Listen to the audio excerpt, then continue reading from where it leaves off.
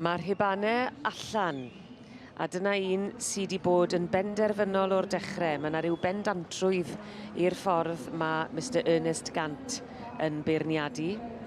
A'i gystadleuaeth cynta heddi ar ddydd Mawrth gyda'r adran dy oedd yr ebolion blwydd oed.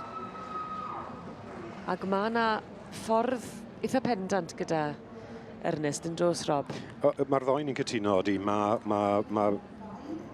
mae ligger ar y ceffylau trwy'r amser. Does dim byd na dim neb yn mynd i effeithio ni, a ti'n twmlo bod bob ceffyl yn cael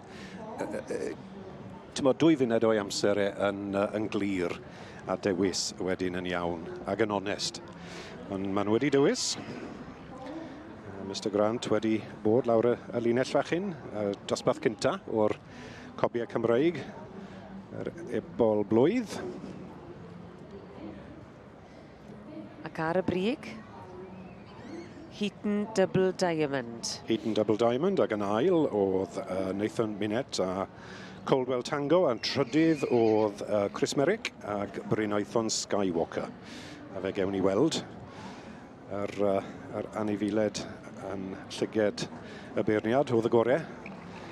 Ac wedi mynd am yr un sy'n ychydig o gryfder, o ti'n gweud, mae'n licor y tu ôl yn gryf. Digon o ben ôl. Mae rhaid gweud y geiriau. Dyna yw eiriau oedd e. Mae'n gweld digon o ben ôl a rhywbeth sy'n gryf a rhywbeth sy'n symud.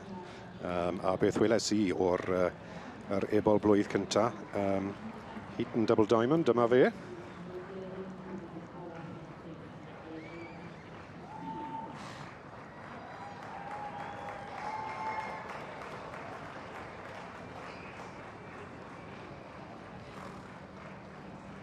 Dyna chi gwych o ddechrau yr adran dy a llongyfarchiadau i Heaton Double Diamond yn dod i'r brig.